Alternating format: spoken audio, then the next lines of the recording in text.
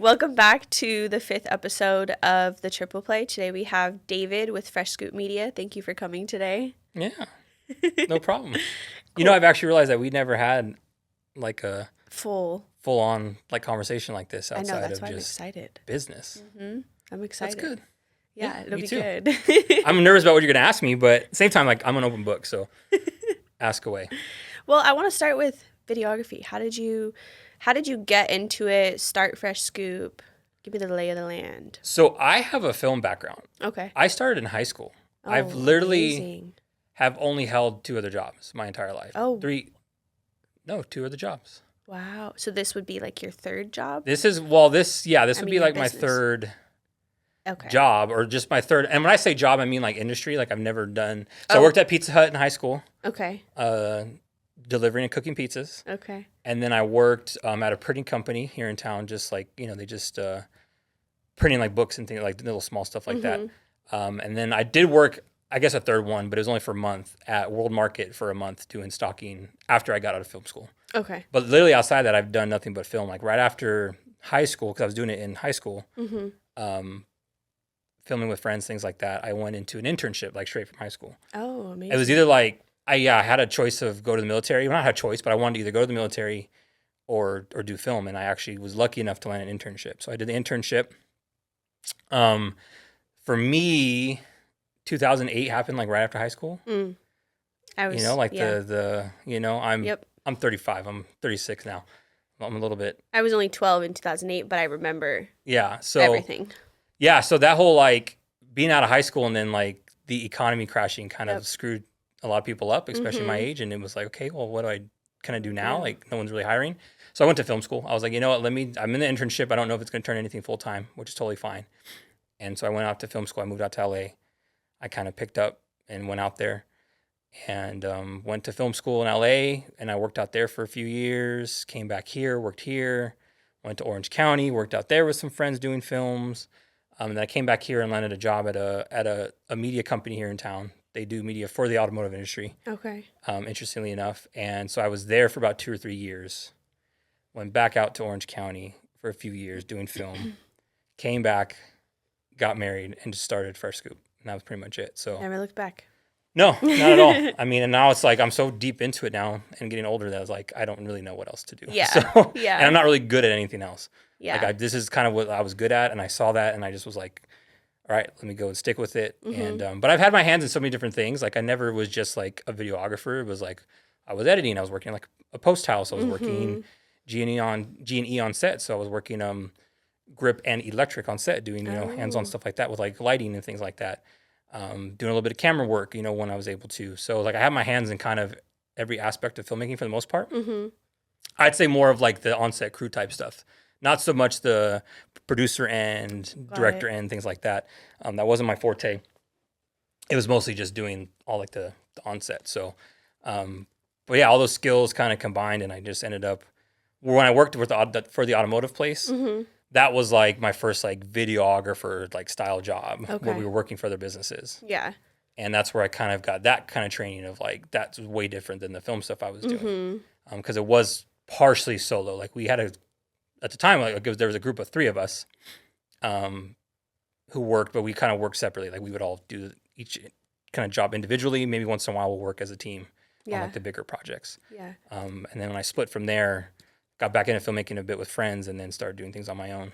Okay. That's kind of where it's at now. So as you grow, do you want to keep doing the creative sides, or are you planning, what area are you kind of moving towards as you continue to grow? So it's definitely turning more into, I'm doing more business growth and things like that more than anything right now. Yeah. And building a team around me.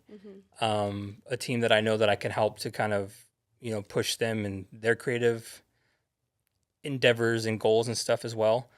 So that's kind of where things are at right now. And only because I'm not old, but I'm getting older. I'm kind of, I have a family. I want to be home with them more. So it's like shooting, when I was shooting a lot, like I was everywhere. Yeah. Long hours. I mean, film set hours are, oh, I'm sure 12 plus hours. 12 plus hours. So, and that's, I really don't want to be doing that much anymore. Yeah. with having like a family. Now doing things for the business side of what I do now, like mostly working with businesses, it's definitely not as long, but it still can get pretty taxing sometimes when, Yep. you know, I want to be home with family and I'm here late nights sometimes trying to finish editing. And that's just more of on me to build a team. So that's what I'm doing now, building a team, but being able to bring on guys who are super talented to better serve our clients. So that's the direction that I've been going in slowly, but kind of being more pushed in that way. And it's where I'm kind of leading now. Like, of course, I love to still film, but I'm definitely using my skills now more on like a personal side than I am for businesses, and trying to bring in the right people to kind of be able to. What is your personal side? facilitate. What do you mean by personal side? So I still do like films. I still make films. Oh, So I I still didn't make know films that. with friends. Okay. Ryan, who Okay. you know, me and Ryan are always trying to find ways. We were working on a script for a while. We were actually very much ready to start filming something, and it fell through Ooh. because of directors things and things like that. So, but those things happen, right? You got to find the right people to bring on board, and we didn't have the right person to direct for us. So that's something that, you know, is still like a passion. It's something I don't think I'll ever stop doing. That's good. But I'm really trying to use what I can to fuel that side of things. And then little things I like doing, like I'm starting like a YouTube channel. Ooh, what is it going to be about? Well, I found out actually earlier this year that I'm diabetic. Okay. So it's kind of my journey of like, well, how do you run a business and do what I do and be on set and be out in the field Take care of yourself. and eat well and do certain things, you know? Yeah. And it's a huge kind of undertaking, and it's hard to kind of fall off. So it's just it's my experience with it. Okay. You know, most things that I've been seeing online about it are mostly like doctors or people trying to give advice, where I'm like, I just want to know like the average guy, real person who's actually dealing with it. You know Yeah. what I mean? And like how they actually struggle, you know, what their actual struggles. So I'm just kind of working on that, building that, Oh, that's shooting really, that when I really can. awesome. Yeah. So I'm doing a lot of that, and that's kind of another kind of fun thing I do, and then just being with family. So Yeah. but it's just That's using important. this to fuel the other stuff as best I can. Okay. Did you start the YouTube channel already? So I had one up, and here's the thing, it's all like full circle. So like I fell in love with food and cooking a few years back, and I started filming with a lot of chefs, and that became a huge passion where I wanted to move toward doing a lot more food content. Yeah. So I started a YouTube of me cooking and barbecuing. Okay. And then when I was diagnosed, I stopped because it was like, well, what the heck am I going to eat? You know, that first Yeah. step's always like, well, my life's screwed. I can't eat anything. Yep. Where now I'm going to go back and do more food stuff too, of like, oh, well, let me try cooking the things that I can actually have and make them taste good, right? So there is a channel up, but it doesn't have any of the new stuff on there yet. Okay. Like I'm working on that. I just have my first video that I just haven't posted. It's more just about me not prioritizing it. Yeah. But I have stuff that I've shot that I'm going to be putting up there for that, just for fun. So. Are you using your cameras? Are you Oh yeah, I'm using all my dang. gear. So Dang, so it's gonna be good. Yeah, it's because it's that whole mix, right? Of like, I do have to mix the two of like, I'm a filmmaker, and I mean, a lot of the reason why I was diagnosed is because I did a lot of editing. That's where my very first jobs were in doing that, and where I actually fell in love with film was actually the editing side. Okay. So it was a lot of time in a chair, not really a lot of movement. So it's just kind of, you know, now I'm kind of mixing the two of like, well, how do I sustain the lifestyle I like as a filmmaker while making sure that, like you said, I'm being on top of health. So of course I got to use my own gear and shoot with all that stuff. So That's awesome. Are you doing it here or at home? wherever I can. So like Okay. I've done my very first one is here. I just did like a sit down of me just saying, hey, here was my first experience and the first things, you know, when I was diagnosed, like the shock and, you know, and then like first kind of things in my diet I changed and working out, all that stuff. And then so I'll be doing some stuff like when I vlog and go out on the field to shoot, you know, which there's days where I'm like, I can't always bring the lunch with me. I can't bring my own food that I prep because I meal prep now. So, so, you know, it's going to be a mixture of like vlog style, then like sit down talking, and then me also trying to cook stuff.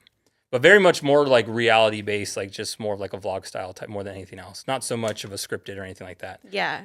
The sit down stuff's just more of just me expressing my thoughts on things because I have my certain thoughts about stuff and but a lot of it will be based just kind of vlog. Yeah. No, that's cool. My daily dealing with it. I feel like the camera setup is going to be the game changer because I've seen a lot of vlogs. I don't watch a lot of YouTube, but the ones that I've seen, they're just not good quality. So I feel like it'll be cool too to see good videos, but still somebody real who's talking about all of it. You know, you got to tell me when you post it. I want to watch. Yeah. I'll let you know. It'll be up. I mean, actually, I could do it now if I needed to, but I think it's just more of like I said, it's just a priority thing. Like I just don't want to sit Prioritize there and it. put it up. So. Yeah, I know. But yeah, no, it's so interesting that you say that because like I watch nothing but quality stuff because I'm in the space and I watch other guys making videos who work in the video field. But you know, I guess I don't realize that like probably a lot of people don't get the full quality on YouTube that maybe me and the other video guys are seeing because we're always trying to match that. Yeah. So I'm like, I have to shoot with my equipment. I have to shoot with good lighting. Like I lit the crap out of, you know, my first video. Like, it looks really nice. And I'm sitting right there against on that sofa. But like I lit it. It looks really good. Yeah. So like those little things that I think hope will catch people's attention. But again, that's like the whole kind of reason behind it is I want to bring the things I'm doing into the mix. Especially like the food stuff. I'm still doing food. I'm still shooting food and I love it. I'm actually shooting with two chefs right now. We're doing a documentary leading up to their event they're having here locally. Oh my gosh. So I just shot my first day with them, like documentary style. Like I went to their first meeting with like the winery they're working with. And I just, you know, had them mic'd up and got my shots. And so and then we went, I don't know if I should be saying this, but we went to KFC because one of the chefs never had it, but they're doing like a Southern, you know. Oh, okay. Yeah. That's cool. Hopefully this is out after the event, which is on the 6th, so I'm sure it will be. Oh, yeah, it will be. I could wait if needed. But no, so it was cool to get all that and kind of do more of a documentary style. Yeah, that's awesome. And then I'll be out there on the event on the 6th shooting that, but we'll be doing when they do like a prep day or like, you know, they start trying to get their ideas down and they're testing the food and what they're going to do. So, so I'm still doing the food stuff. So that's kind of the whole point is like, I was surrounding myself with so much food and like just, it became my life. And then like to have a diagnosis where I can't have as much of it. Slap in the face. Yeah. Well, I mean, it was coming. Like I knew it for a long time. Like something's up because I know I'm not, I got so involved in my business that like my business is not one where like I take care of, you know what I mean? I'm not doing something where like I'm lifting stuff every day or doing like it just was going to happen. I was like, it's probably going to happen one day if I don't step up, which I have now. So, which is great. But you always just need something to kick you in the ass. A reality check for real. Yeah. Yeah, well, that's cool. Yeah, I mean, it's not cool that you got diagnosed, but it's cool that you are using that as a way to improve yourself, but also like to open it up to others, you know, talking about your experience on YouTube and all that. I think that's really key. You mentioned documentary. Is that your favorite type of videography or films, I should say? Or is there a specific type that you lean towards? No, I mean, I think it's just what I fell into because if you think about it, like every kind of business video I do is a documentary, right? Yeah. So it's kind of like, it's just a part of what I do. It's just different style and how we do it. So like I run a lot of interviews and stuff like that. And it's just something I've always done that I've been able to talk to people and pull things out of them and be able to do things like that for their business. So it's just a style that I think I fell into. I wouldn't say it's like my favorite. I don't watch a bunch. I mean, I've watched a lot, but it's not like my favorite thing to watch. Okay. But I think in the sense of my business and what I do, it definitely does help to do things in a different way. Yeah. So in this way that I'm doing it, like I've done like highlight reels for her before, like the same chef, like the main chef that I'm working with. You know, I've done like plenty of highlighting of her events and like with music and stuff, but like no one really captures that day. Yeah. You know, and I want to capture like what it takes to make that event happen. And that's kind of what, and also, I mean, it's more of like a passion thing I'm doing with her. But also it is going to be something that I know is going to push her business because people are going to see all the behind the scenes of, man, like this event, it's not just, you know, you're there for maybe 3-4 hours at the event, but it takes days and days to make it happen. Yeah. And it's just cool to see all that stuff because people don't get to the behind the scenes in that way. And I'm like I'm trying to avoid like just like the highlight reel, right? Like just like the music and shots. Like I want them. And I've already captured so much amazing, like great stuff, funny stuff, you know what I mean? Of them just kind of chatting things I didn't even know about. And one of the chefs was just on a TV show on Hulu. So like, it's been cool to work with him. I've worked with him before. So like just to be able to work with him and get, you know, his exposure out there more. And then he's French. So it's like, it's fun to just hear his accent all day. So. Yeah, I can imagine. You need to do a documentary for what you do. For what I do? Like behind the scenes if James was following you around and getting behind the scenes, because I mean, I'm even thinking about the shoot we did at Paradise on Monday. We just like crack up. Like we just, everybody's just doing different things. I mean, we get things done, but it's just funny. It's fun. And I think that would be cool to see the behind the scenes of Fresh Scoop. You should do that. Yeah. What's interesting is I have so much footage. Oh. of like, I have, you know what I There mean? you Like go. I just bought like a 360 cam and stuff to like shoot my Ooh. behind the scenes of everything. That's cool. It's just the extra time it takes to do that. Like Yeah. I just feel, and I think that's for most people who have a business, right? We, especially with our field, is we focus so much on everyone else that Not we don't do as much as, ourselves. as on our own, and we Yeah. should be. Like especially me, like I have so much video stuff, and I know how video works for a business, but I'm trying to implement my own stuff because I'm like, well, I got to practice what I preach. Yeah. And so that's what I've been working on too. But the behind the scenes stuff is just like a part of that. I have a lot. I just haven't really released a lot of it. Yeah. Yeah, So, you should. Yeah. I think that'd be But we have, I interesting. mean, I have years of just behind the scenes, like whether it's on my phone or like recorded on one of my other cameras, like I have stuff. And I've hired guys to come in and shoot too. Like Okay. it's just, but I'm very choosy about which like shoots. Cause some shoots I'm like, it's such an in and out type of thing. Like I don't need that, you know? Yeah. But like other shoots, I'm like, yeah, we Like need the to, we longer need to day get. ones and things like that. Yeah. Yeah, I mean, we you know, when I like to do when like we do like really elaborate stuff. Like we shot last year, I think it was, we shot for a company from Australia hired us to shoot for one of their clients who's here Okay. in Temecula. Yeah. And we shot for this like hotel, and it was like we got like perfect lighting and all this really bunch of gear up and stuff. So like that stuff's cool to show. Yeah. You know, but people, they don't really care if they just see me with, you know, like a single camera That's true. on like a gimbal. That's true. You know, it's because it's always like, well, what can we show to like impress people? Of like, Yeah. we take care of you. You know what I mean? Yeah. So I think part of that too, though, is like the relationship with the client. right. So if they see you, even if you just have a gimbal, if they see you, like, I don't know, the bond or the behind the scenes of like not just you video recording, but the conversations, you know? Yeah. Kind of like what I was talking about. Like we're just laughing and Right. it's fun. Right. Yeah. So that too, for sure. Right. And I have some stuff like that. So Yeah. You should for sure use it. yeah, I just need to go through it all. It's just like years are just piled up, like things. That Oh, are I just can there. imagine. Yeah. Yeah, I have hard drives upon hard drives of just footage that. Is there like a cloud space where you could put all of it, or you really just need to keep hard drives? So I do hard drives just because I'm like super paranoid. So I have Oh. like at least 2 or 3 hard drives for, you know, for most of my projects, Mm-hmm. you know. And not to say I use one for every, like each one has its own. It's just I store on 2 or 3 backups. Okay. Oh, got it. I don't mind the cloud. It's just like I don't always have access to internet. Yeah, that's true. And that's kind of my main thing is like, well, if the internet's down, I am out of luck. So, Yeah. and maybe just because I'm a little more old school, that's what I was taught at that production place I was at.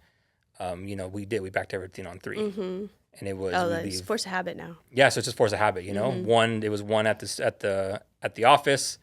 One went back home with my boss, and then one was 2 at the office. But one was like in storage, and one was like, you know, was out for us to Out, use. yeah. So it was kind of just a 3 hard drive system.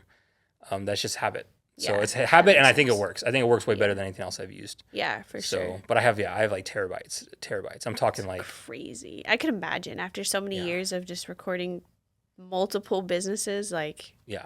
that's wild. And I'm somebody. Most people don't keep like raw footage. Oh, yo, so you have a lot. I keep raw footage because I've used, and I went back and I've used it hours. for my own stuff, and I've been like, oh, dude, I That's want that smart. shot, but or like what I'm gonna do next, Yeah. like what I actually wanted to do very soon, is like there's old stuff that I've even edited that I'm like, I was such a crappy editor, but I know if I edited now it'd be so much better, And you kept and all I the want to raw do footage. it just Yeah. for the fun of it. Yeah. With what Because, time?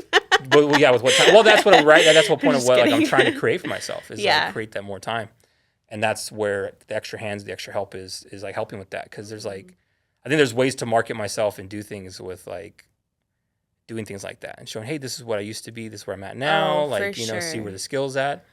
I even found the other day one of my very first videos from high school. Oh. Actually, probably the very first video I've ever edited in my life.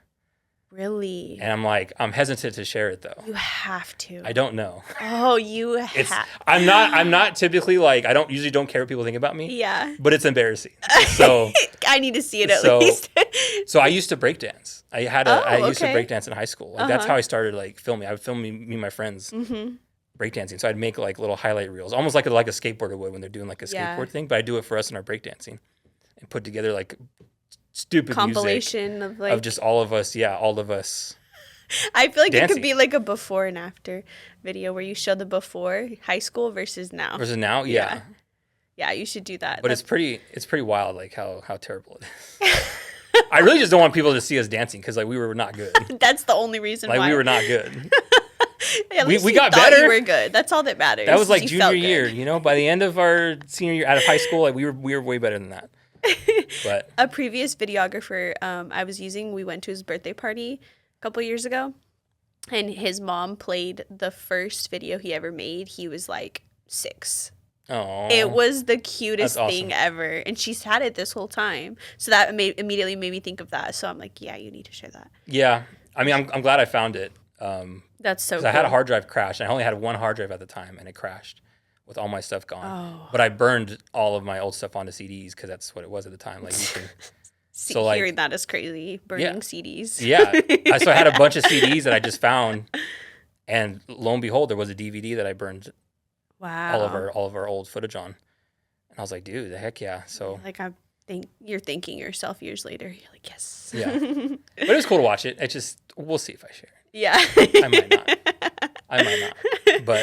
But yeah, that's all kind of led to this now. You know, years and years kind of later. Yeah. Doing what we're doing now. So earlier you said you mentioned like what quality content does for businesses, and that's why you like you got to preach what you tell, essentially, or no, practice what you preach. Yeah.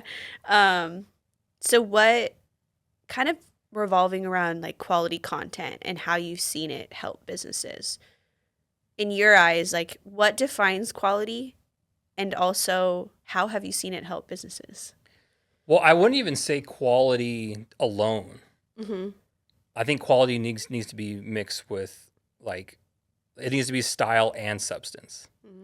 Okay. So the quality needs to have a purpose behind it, Yeah. right? So yeah, I mean, I'll even tell you that like what kind of led me to even starting Fresh Scoop and like really pushing it, and when I woke up and like, oh, this actually really works. Because like I said, I have a film background, but I've transitioned now over to like a video for business, like a video. I wouldn't say video marketer, just like a video producer. Yeah. You know, kind of a mindset now.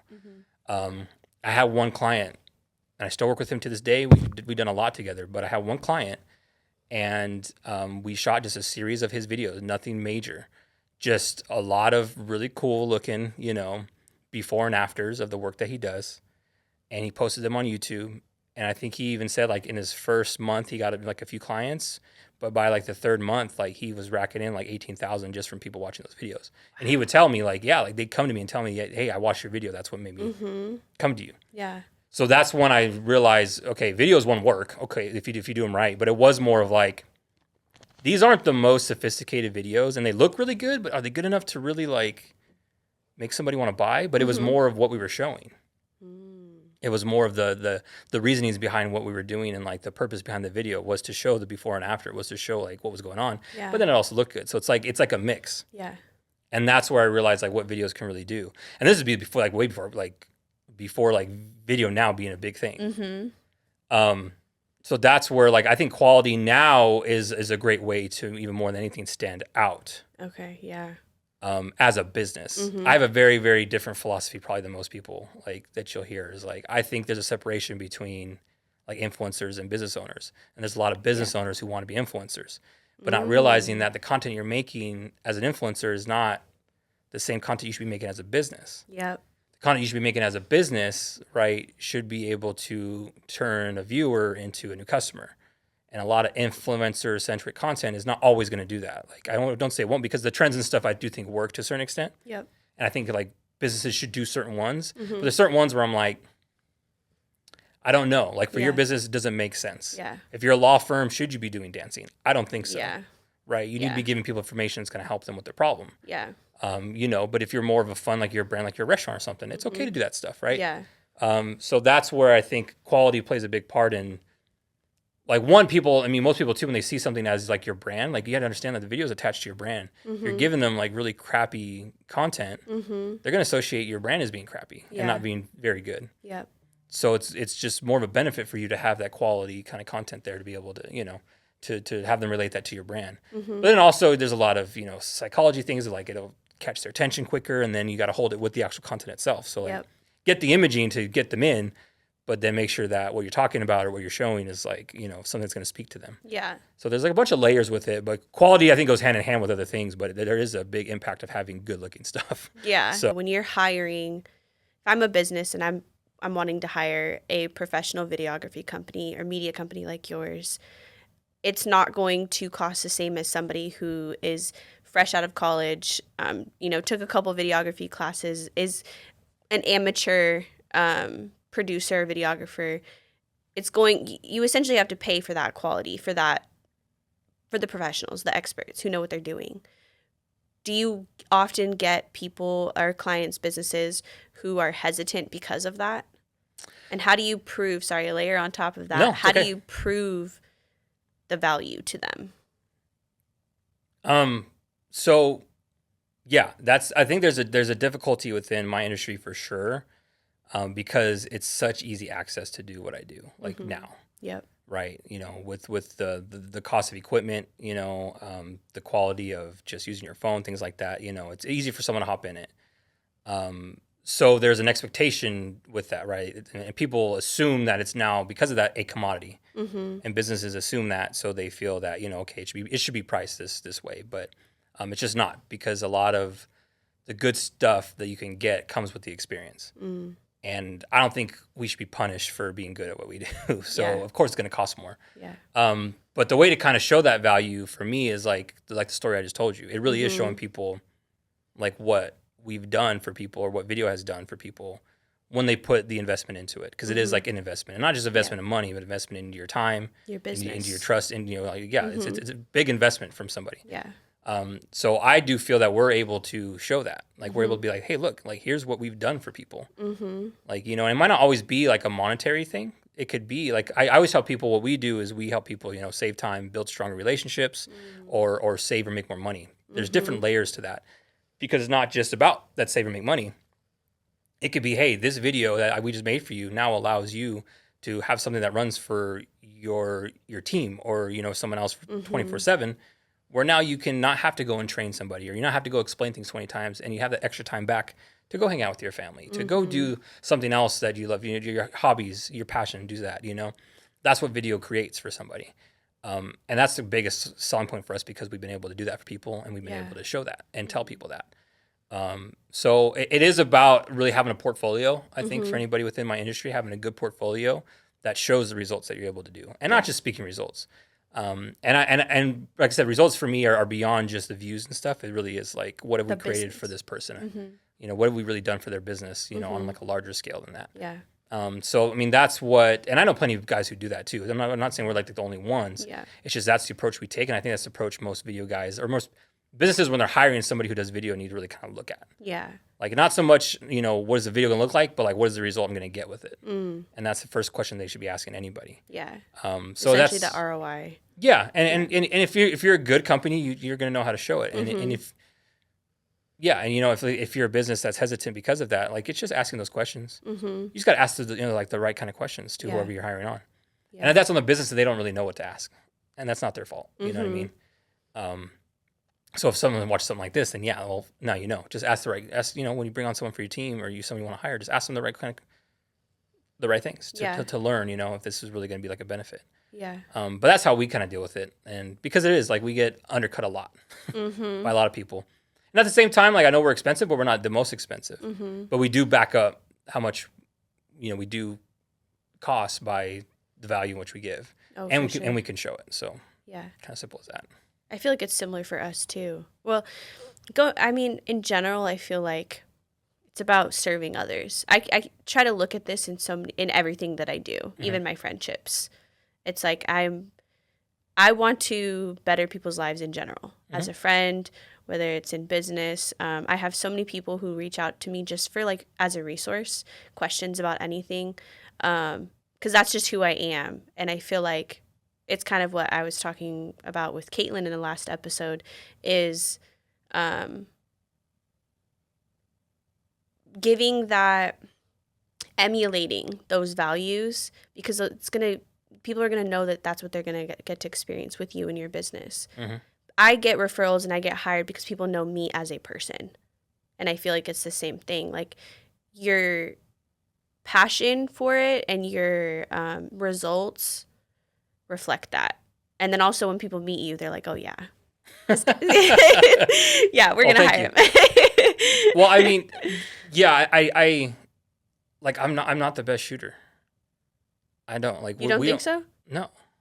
I disagree. No, I don't think so. I've seen this, and maybe it's just because like as a video guy, I know like the technical. So when I see people and I see their stuff, I'm like, oh yeah, like he killed it with that. Yeah. Like this guy is good. You know Yeah. what I mean? I don't think I'm the best, in the sense of a visual, Okay. but in the sense of like being able to understand a business and their needs and really listening to them. Mm-hmm. And as you said, providing like service to them and being of service, like Mm-hmm. the skills I do have is going to be used to help you Yeah. grow whatever you're growing or do whatever you want to do. Yeah. Like, I don't think anybody can touch me on that. Yeah. I'm not gonna lie, Period. and that's okay. Like, but I'm more than willing to like show people how to do that because like that's for me is where like it all is, and this is because I have a background in being selfish with what I make. Yeah. Because that's why I'm doing this whole documentary thing. I want to help. I love food. I want to shoot food. I want to shoot food. Yeah. I want to do that. Yeah. I have a friend who's a chef, and I think she's amazing, and she's like the best in town. Mm-hmm. Like I'm gonna use what I can to help her, but in the end, like I do want to do it because I like to be around food. So Yeah. I'm gonna shoot it. Yeah. And I've had a background. That's how most creators are. Most creators are super selfish. Mm. And I think that's where a good like video business is gonna separate itself because you have to put the others a business's needs or whoever you're serving, whether it's like a wedding, their needs kind of first before like I just want to shoot something cool for my portfolio. Mm-hmm. Like build your portfolio, but also make sure like if you're doing it as a business to help others, like help them first. And that's I think where I kind of push for the most. Yeah. But I don't know. I don't think I shoot good at all. Like I hate half my stuff. Like I never go back and watch a video twice. Perfectionist. I don't even think it's You that. appear to be. You appear to be at Okay, least. Sorry, well- I shouldn't label you like that. But like, Yeah. just based off of the shoots we've done, I know you're very like particular. Like you notice a lot of details, so that might be why you think you don't have the best. I mean, I'm sure there's somebody who's more years of experience and they can do better. But like in general, I feel like you are really good. But I think you're just very particular about things. I am. I can be. Well, I just want it. I want people to have a good experience. Oh, for sure. Yeah. And I think it all just comes back to that, right? And maybe Yeah. think I'm as good because I'm like, is someone watching this? And it's always what my mind is. It's not about does the shot look good. It's like, is someone watching this going to be like, Do I like this? I Or like do I this. want to get It's this? making me feel the way, you know what I mean? Like, is it making them feel a way that's going to make them want to buy from this Yeah. person? Because that's what I like to watch. I like to when I watch things, I'm like, oh, dude, like, take my money. Like, I Yeah. love what you're doing. I love how you how you made me feel. Like, this ad made me feel this way, and I'm totally just going to buy from them. Yeah. Like, I just want it, right? That's what advertising is. It's emotional based. So when it comes to shooting, I think there's a lot of areas that I don't do very well, and I'm like, oh man, like I beat myself up. Mm-hmm. But yeah, I do. But I do try and put myself in the shoes of the business owner and like make sure that they're comfortable and Yeah. they're happy with everything, flexible, Mm-hmm. things like that I think is really important. There's a podcast, and you just spoke about this with Caitlin as well, where she kind of hit it on the head. But there's a way that I listened to this podcast called the 6-Figure Creative, and like his motto is it takes more than passion. Mm. And Oh yeah. Mm-hmm. and I think that's like the best way to put it Mm-hmm. is like you, especially for creative people, Mm-hmm. is like they get into it because of their passion. Mm-hmm. But like to run a successful business, it takes more than that. Yeah. And that's just what I'm trying to do is like understand that it's taking more than me just liking to pick up a camera and like learning how to use it. Mm-hmm. It's beyond that. And I want to include that into all the stuff that I do for a business. Like Yeah. when I work with my clients, they need to feel that too. Mm-hmm. Oh, he's passionate about it, but he really cares about like Yeah.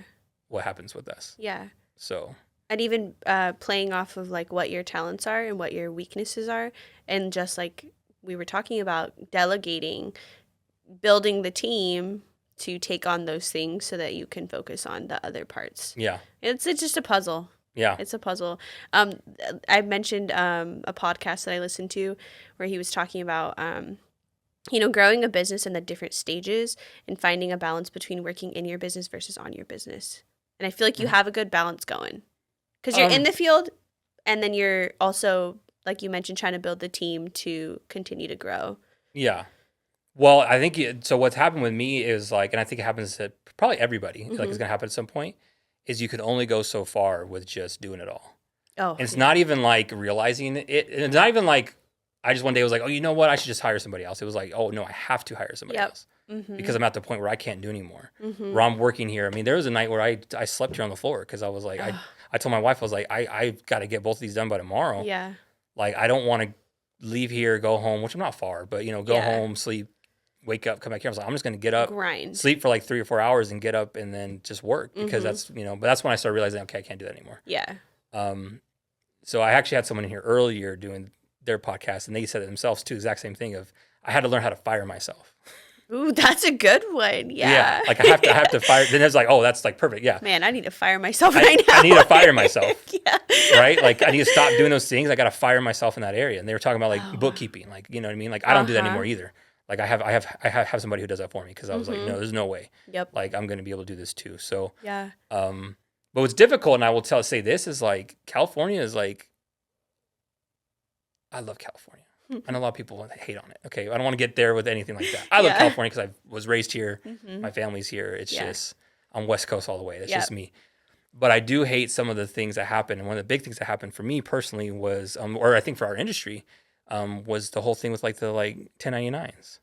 Oh, yeah. And like freelancers. Because my industry was straight up like, that's what it's based off of. Yep.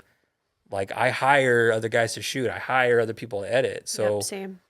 It's at the point now where like, we got to make them employees. We can't just do that anymore. And that costs money. We can get money. in trouble, and that costs big money. Change. It's a lot more money, and it's hard because like these guys who, I do hire. It's like I don't think they realize like it's not just paying you. Well, now I got to pay, especially for our laws, workers' comp. I got to pay for what is it? Is it life insurance or no retirement? Like you have to pay for retirement now. Like if you have like more than like one employee, like all these little things were so. Oh my gosh. So yes, I'm understanding that I need to do that, but there's certain areas where I can't. So it's like there's certain areas that I can't. I don't want to cut corners in what I do. I want to keep on giving that quality. Yes. So it's very hard.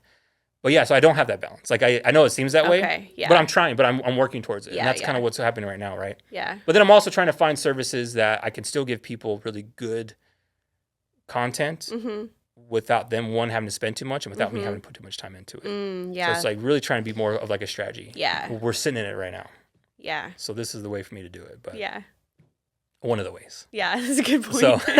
So and it does. I think it helps. It helps people and it works. And there's a lot of value from different things you offer. So I mean, it is just like So I mean, we're absolutely right. It is. Yeah, you can't. I don't think you can't forever work in and on your business at the same time. There's got to be like a breaking point where. There's got to be a focus one or the other. Yeah. You can keep doing what you're doing in the business, but then you got to hire somebody to come and run everything else. Yeah. Who's going to be above you and telling you what to do. Yeah, no, really. It's like, well, I need somebody to do that to me. For me, it's like I love what social media, overall, I love social media as far as like the value it provides with like finding things we didn't know about, connecting with people or networking in general. I love helping other businesses get business. But I'm just not a fan of the daily story posting, for example. It's just such a tedious thing. I personally, I post on my personal Instagram just for like the optics, just to stay posting, to stay connected. But my passion lies in the one-to-one meetings. I love meeting people. I love going to Paradise every Thursday to do shoots. I love going to the charity events that they sponsor. That is my passion. So for me, it's like, I have to post stories today. Like I love the purpose behind it, but it's just that tedious thing, and I want somebody to feel passionate about it because so that I need to fire myself. Yeah, you need to fire yourself. I need to hire somebody for that. What's holding you back from doing that? Letting go. It's a That's hard a killer. one. It's a killer. So I care so much about our clients and I'm terrified of letting somebody else have that control over essentially their first impression or client or customer's first impression of their business. Yeah. God forbid somebody accidentally posts something on a story. Like those are the little things, but just letting go of control in general is what I struggle with for sure. Yeah. Do you have like systems in place for what you do? Like, so like if someone were to hop in, they can like follow the steps and know exactly what to do. Yeah. So thankfully we have like, client handbooks where it's like, these are the main CTAs, we need to focus on these things. Kind of fluctuates depending on like what the focuses are each month, but yeah, we have that all, so it'd be easy. Well, do you have it for yourself? Yeah. Like, you know what I mean? Because I'm in the same boat where like I'm gonna be hiring on someone to edit, Mm-hmm. But what I'm literally finding out is, and I just kind of had two edits that came back, and I didn't give them any kind of real like, hey, here's how things need to be structured. Mm-hmm. One of them, I sent the structure that I do, and I was Okay. like, I just sent it to them. I was like, hey, here's like the project file, but I already set everything up in there for them, Yeah. and they like nailed it. Okay. The other was messy, and it Oh. was like, and I did that kind of as like an experiment for myself Yeah. to see like if I didn't give somebody the directions, like, can I rely on them just being good at what they do to like do it in a Mm-hmm. good way? And it's kind of like no, Yeah. to a certain extent. Because it's not the way you like to do it, or everybody does things differently. Yeah. Yeah. So it just takes training. Like I'm realizing that. So like I'm in that boat right now where I am like I'm literally writing out step by step like what do I do? Mm-hmm. Like when I onboard a client, like what are the The very first steps? So steps. then Yeah. because I also think too, me and like you as well, you have kids, have a family. It's like God forbid anything happens, it's like can someone run this Yeah. when I'm not there? Right now Mm-hmm. for me it's like no. I I would get screwed. Yeah. No, So literally. And I just went to not just actually New Year's Day I went to this like motivational speaker event where it was Ed Milet, Natalie, the owner of Boss Babe, John Gordon, and one other person I can't remember. But um it's just an event where they speak about different topics. And the owner of Boss Babe kind of went over like a system, and it was, create a LastPass account. Put all of your personal passwords in there. Every contact you have for a groomer, for like your dog groomer, for your pediatrician, for, everything for your personal side, write it all out. She was like, literally create an Asana project and share it with your partner. If you're married, share it with your partner. Because if anything happens, every little thing is lined up. mhm. And she was like, you need that for your business too. And she was, I mean, it's so true. Like creating, just like you said, writing everything out. It's so tedious and annoying to do in the beginning, but in the long run, it's a game changer. So I did that immediately after I created a LastPass Good. account for my personal, because I did it for the business already, but I did it for my personal side. Freaking game changer. Like just being able to just look it up really quick, it being secure, all of that. And then for the business side, we started Airtables. It's like a software, Okay, never. project management software. Okay. Yeah. Um, so we're creating dashboards for each client Okay. and things like that. And it's so annoying to do in the beginning, but it's one of those like longer con things that are just going to make your life so much Yeah. easier. Yeah, absolutely. Yeah. Yeah, I've slowly been able to start implementing things like that too.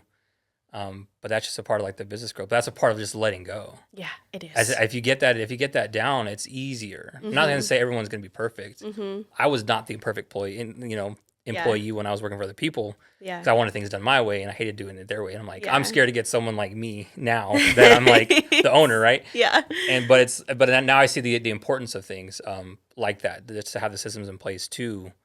Yeah, when you bring people on, and especially in a creative space. Now, I want to bring on creatives that they can bring their flair. Mm-hmm. But I'm going to tell you, and maybe you've experienced this too, and I don't know, but like, it's very difficult because I've been told that people don't want to work with anybody else because they like my eye. Mm-hmm. Yeah. But I'm like, I can't though. Yeah. Like I Yeah. can't be there. Yeah. I can send somebody though. And they're like, Yeah. oh no, we'll wait for you. It's like, well, I mean, it's going to be a while. Yep. And so that's probably the more difficult in being in the creative space than just hiring like an employee at like, anywhere else really. Mm-hmm. Is that because it's such a creative space and because everyone's eye is different. So it is like trying to train people to, okay, shoot how I shoot. Here's how, this is why, and trying to explain that. And that's a little bit more for me, a little bit more of not even control, but just vulnerability and being able to be like, I'm not going to gatekeep this. I got to tell you how to do it because, Yep. but like you can take it and go run your own thing now. And that's always worries me because Yeah. it's hard. Just because if I give away that creative kind of feel, like it's been like my bread and butter to a certain extent. Mm-hmm. I don't like shooting certain ways and doing things certain ways, and I like to shoot certain stuff. But certain people like that. I'm not saying everyone, because it's not for everybody. Not everyone Yeah. likes that. I've had someone tell me, I don't like how you shoot this. I'm like, I'm not the guy for you then. Right? Yeah. Yep. So that's what's hard is like, you gotta let go of that stuff too. And I'm just, that's where it's a struggle. So going back to your very first question is, like I may seem that way, but like I said, right now I'm working on that because there are things that need to get done. And I have plans and visions and things that I'm like, if it's not going to happen unless I delegate, Yeah. unless I give it off to some other, So what you've had the opportunity to work with James, and James is great. Mm-hmm. And I'm able to give him stuff and help Yep. out, and he shoots pretty close to how I shoot. So Yeah. I'm not gonna say he's fully there, and Yeah. I think he knows that too. He's already expressed to me he gets nervous when he's around me and I shoot Oh. because he, you know what I mean, like it's like I don't ever nitpick him or nothing. I'm just Yeah. trying to help him, like, hey, like I would do it this way. Constructive criticism. Yeah, Yeah. just because it's gonna make it look a little bit better. But I think he shoots well, and that's why I use him. That's why and I have a few other guys that I use as well. Sometimes they're just too expensive for me, so I wish I could bring him on to more projects. But there's one guy that I've worked with for years, and I love him to death. But yeah, like I make sure that like when you come on, I'm paying you like what you're worth. Yeah. And that's kind of for me is a huge thing. Is like I don't bring on guys that like I just want and I wanted like a cheap rate. And I'm trying to like swindle. Like I won't use you unless I could pay you. So like that's why I don't use him as much because I'm like, hey man, it's not about me not wanting to use you. Yep. It's more of like I don't want to bring you onto this project and give you way less of a rate than what you usually make. Yeah. Just because I want to use you. Like you deserve more than that. Mm-hmm. I'd rather you take that day to go find a different job that's going to pay you what you're worth than work for me. Because I want you to have that. It's that like company culture of like you want to provide those opportunities for the people that you work with too. Yeah. Focusing. No, on 100%. Yeah. Like interesting, because you just had your talk with Caitlin. She was speaking about that. Yeah. But when I was listening to her, I could see her from a manager position. Yeah. Of like it's not so much monetary. Where me as a business owner, I'm like, no, I want these guys to live their lives, and it is like a monetary thing. It's just different. I don't know, it's just because of that little bit of like a difference in that gap. I mean, she's running a full team. Mm-hmm. You know what I mean? It's a little bit different. Like she's not the owner. Yeah. Like where I'm more the owner, I'm like, I want these people to be here, but I also want to make sure that they're taken care of in a financial sense because I do feel that it's going to make them stay. Yeah. To a certain extent. Like I could create such a cool place to work, but like at the end of the day, like if they can't go on vacation with their families or afford, medical bills, things like that, like. But that's also the vision them, so. too. Yeah, that's also the vision too, because you will eventually be able to hire them on full time and pay them what they deserve. Yeah. So that's part of it too. Like, yeah. The grand scheme of things. It's a whole big a bigger picture. But right now with my guys with my freelancers, it's like I know the industry so well that I'm like, I'm not gonna shortchange you guys. Yeah. Like it's just I know it's hard, and I'd rather you find the good work that's gonna pay you. Mm-hmm. And if you want to come work because it's a cool project, because I've done it before too. Like, that's just a cool project. I just want to be there and shoot, and I've done that plenty of times. Like, I'll let you do that, but like that's on your own accord. I feel like it's similar too on the other end. I'm thinking of like we've had clients where we had a meeting with a client one time, and he potential prospect client. We didn't actually get hired. The first thing he said was, "Okay, so I can just pay you $200 a month." We were like, we hadn't even talked about like what we can provide. Like we were so thrown off. But it was almost. I wasn't offended because I think it was just like he was just trying to get he was trying to save money. Yeah. Trying to use nice words, but it's like we know what we provide. Yeah. We're not going to settle for anything less. So it's on your end, it's kind of internal, employee faced. You don't want to pay them anything less versus us. I know you've experienced it too, where if somebody can't afford to pay you what you charge, I mean, sometimes there's wiggle room. I've definitely done things at a cheaper rate, but it's just not a fit then. And that's okay. Yeah. And that's okay. Accepting that. Yeah.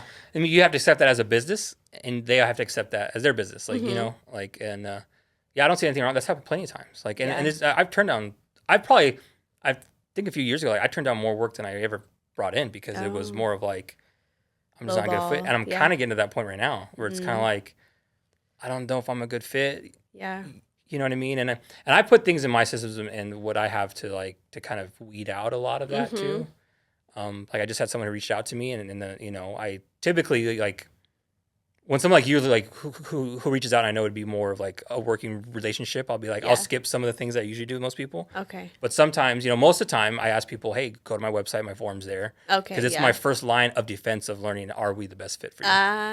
Okay. And I had somebody that I knew, like she asked me to call her in 30 minutes. Can you call me in about 30 minutes and we can talk? And I said, I didn't have time. So I was like, well, I don't have time right now, but can you, go to my website, fill out the form, and then we can set some time to talk. Yeah. She didn't respond. She never filled it out. So it's like, that's my first line of like, if you're not willing to take that first step, like what makes me think you're willing to do the rest Yeah. after? That's a good point. So that's kind of why I put those little processes in place to like avoid that. Okay. Because yeah, I did have plenty of those where people were just like, oh yeah, it's going to cost, you know, this much. And, you know, or like, or this is what I actually want to spend with you before, you know, before you even get to pitch and stuff. I'm Yeah. like, okay. So I've now, like my form asks that and it even says like, we start at this price. And this is for, like I said, for the people who are new, like, Yeah. I'm not saying I don't want to work with, but like I need some more Info. Yeah, I need to kind of like qualify you. That's Yeah. what it's for. Okay. It's like a qualifying thing. Okay. And even I'll even go, but on my form it says, you know, we start at 1,200. Oh. Now, this is very secret. I'll go lower than 1,200. Very secret. But if you know what I mean. But like if we have a good working relationship, of course I'm going to work it out with you. Yeah. Because I'll help you. But like I need that qualifying of like I need to know that you're serious. So if you go through that form and you say, yeah, you know, 1,200 is I have like a few options, like 12 to 2,500, 25 to 5,000, 5,000 to 10, 10 plus, right? If you pick any of those, like I know that, okay, they're like serious and I can find something that fits. So like it's just like qualifying that. But then I've also in my meetings, if I ask that question first now, which is a huge thing of like, what's your budget? Yeah. Give me a number. I need to know. I struggle with that. I always ask people and they're always like, well, how much is it? And I'm like, it's the number one. Yeah, it's the number one thing. My answer is always it depends on the project. Depends on the project. Yeah. It could be $1,200 or it could be $10K plus. I use that same thing I use over there. Yeah. You know, is that something that you can fit within your budget? Mm-hmm.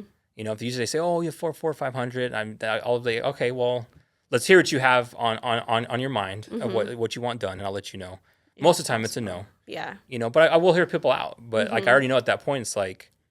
But then that's a whole like sales thing, right? Trying to learn more about them, and they can start being like, "Well, look, you have this, but like really to reach your goal, you just told me is like it's going to cost this to do the actual project." So, I mean, that's just what I start asking that first now. Most people will wait till like the very end, but I mean, that's going to be determined the rest of the conversation. Yeah. I have a form like that, but I never tell people to do it. And I think I'm going to do that now because I got a second phone. A work phone essentially because like I said, all of them or most of our clients are whether it's social media, website, or even just like I said, as a resource, everybody just sends my number around. So then I have all of these people texting me and it just got too much on my personal phone where I was like, I can't do this. Like I'm over here with my kids and my phone is blowing up, but it's my personal phone. So I feel obligated to respond. Yeah. So I got a work phone a couple months ago. Game changer. I literally love it so much because I'll just after 5 p.m. usually I'll just put it away. I'll check it before bed. Good. On the weekends, you know, like things like that. So it just helped draw that, you know, that boundary. Yeah. But I'm gonna start doing that, like sending because that would be so much easier than going back and forth over text and you know. Yeah. Just get that first set of information. It's really. I mean, it's like. It's good to just have it. I mean, and I use it and I tell them too, like, the reason why I'm asking you this is because, like, I just want to be prepped for if we do meet, you know, but it is that whole, like, you can get your like, red flags, right? Like, right away. Yeah. And it just helps to filter that out. And there's so much business out there, so I'm not worried about, can I lose a client? It's like, I've lost a bunch of clients. Like, it's okay. Like, it's, you know what I mean? The ones who work with me, honestly, like, I don't have a lot. I don't know what most people think. Like, I have, you know, like, every month, like, I'm working with maybe... right now, like monthly, maybe 3 people like a month, and then I have bigger projects. But they're bigger, more long term, and that's just what I'm looking for. I'm looking for that more long term, you know, relationships with people. Now I have a bunch of one offs and like that are big projects too, but like I don't bring in like crazy amount of clients every month because I'm not like a numbers game. You know? Like I'm more of like the quality. It all comes back to that. Yep. I can't give the same kind of quality if I'm you know I come and shoot with you guys, but then I'm shooting for 6 other people that day. It's like, you know, I'm gonna be rushed. Like when I come with somebody, like usually I only schedule for the most part like 1 shoot a day. I won't do like multiple because I don't want to be that guy who's like back to back running around. Well, yeah, just 'cause I don't want to do that, but yeah, just because I'm like I'm not focused enough. Like I want to focus on that client on that day, and like my mind's just wrapped around what I'm gonna do for them. Because you kind of focus on, like you mentioned earlier, putting yourself in the client's shoes. So it's like probably it is exhausting. I'm in marketing too. Even for me, like working my day job where my audience is mechanical engineers, then moving to a client who's automotive, then moving to a client who's beer and wine. You know, so it's kind of like it's a lot. It's mentally taxing. It is. If that It makes is. sense. But even for you, because you even mentioned earlier that like you really like the strategy part. The strategy Yeah. takes more effort than just the actual like Yep. execution. To be honest, I mean, the execution to me is becomes such a natural thing. Is like I could do it. You know, I've done it sick. I've been sick and had to Yeah, go do a same. shoot. And honestly, and just been like, I got to shoot this. I know what to do. I know what to do, so I won't get anybody else sick. I'll just have my mask on at the time.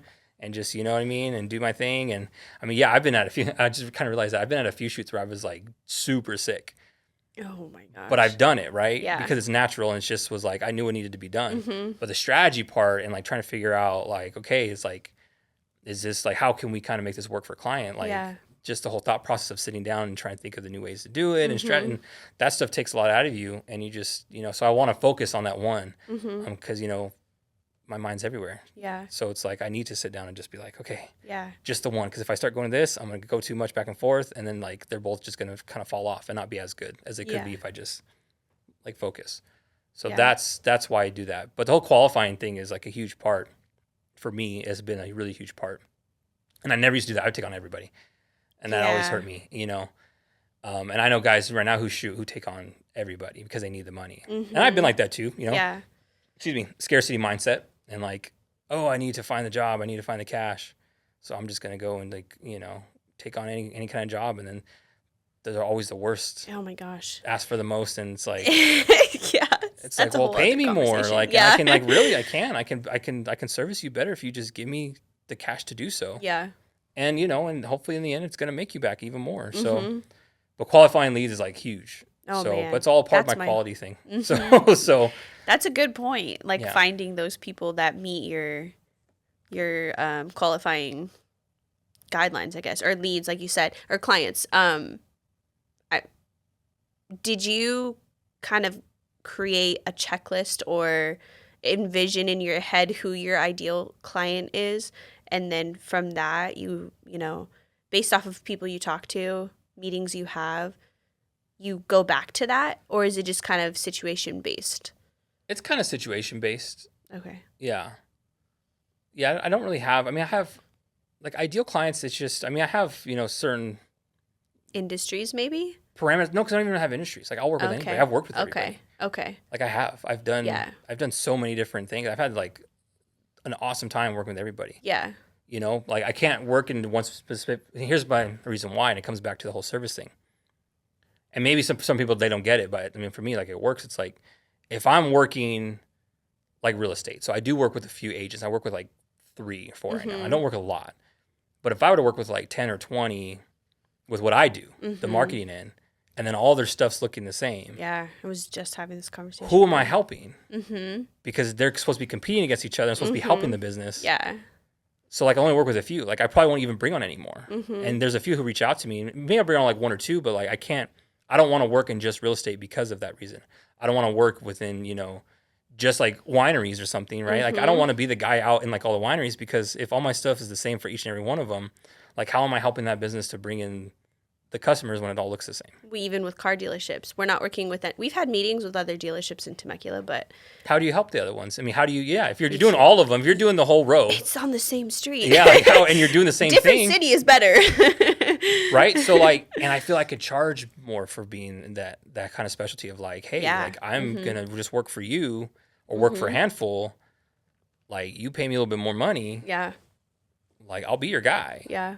And I do it for a few industries. Like I don't think there's anything wrong with that, right? Now maybe certain industries, like I'll do like products and stuff, but even that's the same thing, because it's like if I'm shooting this way for a product, I'm shooting the exact same product, you know, their competition the exact same way. It's like, Mm-hmm. who am I really helping? I don't know. Maybe that's just my mindset, because I don't know a lot of guys who always just tell you, and you hear everybody, oh, you have to niche down, you have to niche down, find your niche, right? I just don't feel that way, because I'm like, I've had more luck just being everywhere. I've struggled with that too, because we've worked with, you know, retail, food, car dealerships, you know, all of that. And we've read a lot about like finding your niche. I've seen marketing agencies who focus only on restaurants, who focus only on retail. But I love doing, you just meet so many different types of people, and it's different types of content. And for me, having a routine is really important, but I also need to spice it up. Mhm. I get I told you, I think I have ADHD at least.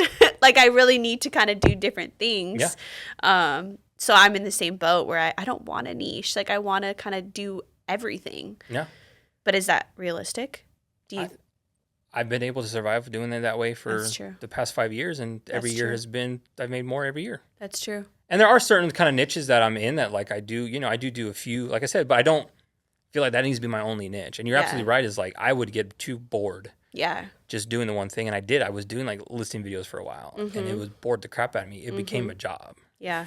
Yeah. Like if I want a job, I'll go work for somebody else. Like honestly, and I'll just keep, like you said, those like repetitive tasks. Yeah. I mean, structure is great, but like as a creative, if someone who has a mind like that, like adding a little bit of chaos is like good. Yes. There's nothing wrong with that. Love it. Yeah. Mm-hmm. So like I don't mind adding that little bit in, to make that happen. So no, like I'm right there for you. And like I hear from everybody, and it's just I don't know. And it just everyone's different. Let's just say that. Like everyone, and I don't knock anybody for like having a niche. Like it's totally cool. Yeah. But you're right. Sure. I have seen like I do want to shoot like food in restaurants for sure. Yeah. But that doesn't need to be the only thing I'm doing. Yeah. And I don't want it to be. Yeah. Right. Like I enjoy like this, like the studio stuff I do. Like you just bring people in here and their stories has been like the most amazing thing. Right. But like because everyone's different. Everybody's story's different. But going off and shooting for different things is like I said, I was in the automotive industry for about 3 or 4 years shooting stuff. And it's like, there's only so many ways you can shoot a car. So I was just kind of like, I was just like, how many, like the angles are the same. And the cars are different. Yeah. That's what's the only thing is the cars are different. Yeah. But in the way I shoot it, it's not, I can't really.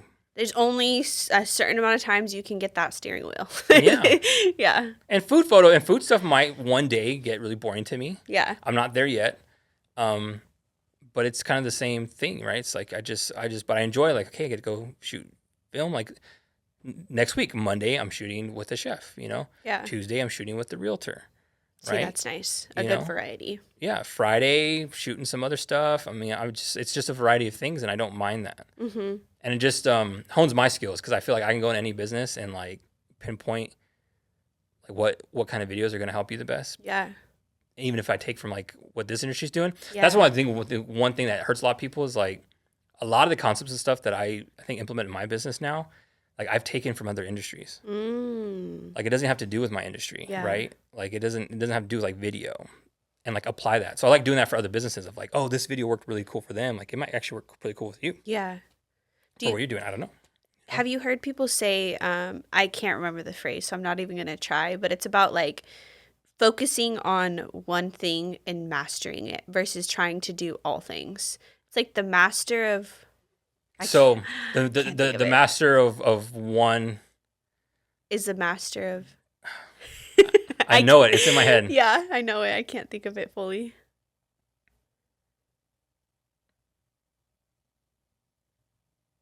I can't remember it, but I know what you're talking about though. Okay, we'll have to look it up after. I feel like I believed that for a long time. I would be hard on myself. I'm like, okay, we have social media, web design. We have this, and this. Okay. Because there's a part of this I don't think what you just brought up. Yeah. There's more to that saying. There is. It's the third part. That people always skip. Yes, and that's the truth. That's what I was. Okay, let's just wait till you look it up. Okay, it's just a jack of all trades is a master of none. But oftentimes better than a master of one. Yes. People always forget that second part. Yes. I thought it had 3 parts. The second part, people always forget. And that's because for the longest time, I swear I was like, oh my God, I can't keep doing all these different things. Like I was being hard on myself. But no, I can if I want to. Yeah. And having multiple skills, that's only beneficial to you and the people that you help. You know? So. No. I live by I think you're 100%. Well, no, good. No, I'm glad I actually had somebody who told me that once. At the time was a mentor, not anymore. Anyways, it's a whole other story. He screwed us over, but we don't like him. But no, not at all. No, but he did kind of explain to me. He's like, like I feel like like you always are focusing on like a bunch of different things at once, and you never really focus in one. I think you just do one and just kind of focus on that and let that grow. And I'm like, I don't. It didn't work for me. Yeah. Exact same thing. I was like, it didn't work for me. I tried. I was like. I just don't find any joy in it, and I'm not good at it because I'm not like I like doing multiple things and growing, like you said, and skills in different areas. And I just think it's by person. Everyone's different. Yeah. There's so many people I know that are just focused and they're laser focused, and I wish I could be like that. Yeah. Like this is it. I'm gonna get this. I'm gonna master it, and that's it. And move on to the next. Where I'm like, We got to do this, this, this, I'm this. just This. bored. Yeah. Like, Yeah, I can't do yeah. it. Like, my focus isn't there for that. I feel like also, I mean, I'm sure there's entrepreneurs who can focus on one thing, but most of the entrepreneurs I've met want to do multiple things. Like Amanda Fritzger's the best example. She starts a business and she's like, oh, this sparks another one. I'm going to do this business. Oh, no, I need to do this business. And I love that about her. I feel like majority entrepreneurs are like that. Yeah. It's crazy. Yeah. Well, because it's more about the process and being able to create these things than it is like the actual thing itself. And the people they're helping too. Yeah. Big I mean, that's why this was built. It was really just like, oh, I want to build something cool for my clients. I'm gonna try building that, and now it's blown into, okay, well, now I'm hosting a bunch of podcast sessions. Yeah. But I have thoughts to do other things now too. Where I'm like, okay, I'm gonna start this, and I'm gonna do this, and I got a slow motion booth thing that I'm doing that no one else in town has done, and like I haven't pushed it. Oh my gosh, I'm like, oh my goodness, soft launch. Yeah. Well, we've already done it. It has a website. We did like 2 events. Oh, that's so cool. Right? And like we just haven't pushed it because I've been so involved in this. Yeah. I haven't put that much time into it, but I know once we get the word out there, and it's another higher ticket item where it's like, it's not going to be, you know, just like your backyard birthday. It's mostly for weddings and things like that. But, you know, it's not anything new. It's been done before. It's being done now in a really creative way, which we can't do because we don't have the money for that yet. But I think it beats out like the 360 booth. So, but that made me think of really quick before we end. I went to State of the City Temecula. Okay. Amazing event. You should go. It's just really cool to see like the growth of Temecula, where it's going to go and all of that. And they do a lot of videos. I'll send it to you later. But this video, it was showing the way Temecula used to look and what it looks like now.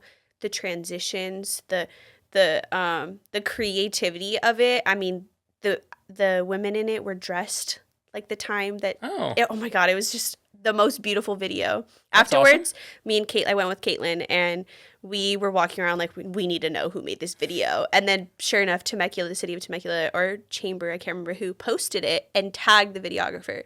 One of the services he provides is VR.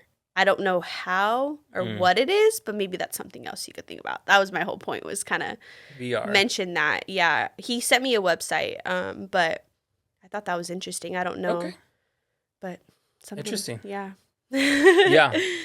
Yeah, I'm planning, and I know we've got to wrap this up, but I'm planning to, I've been wanting to host, and I know I was going to do it last year, but just host getting all the video guys in town together. That would be really cool. Mm-hmm. Because I do feel as an industry, like, there's guys, like I said, out there who just undercut, and they don't need to be. And it's more because I want these guys to value themselves.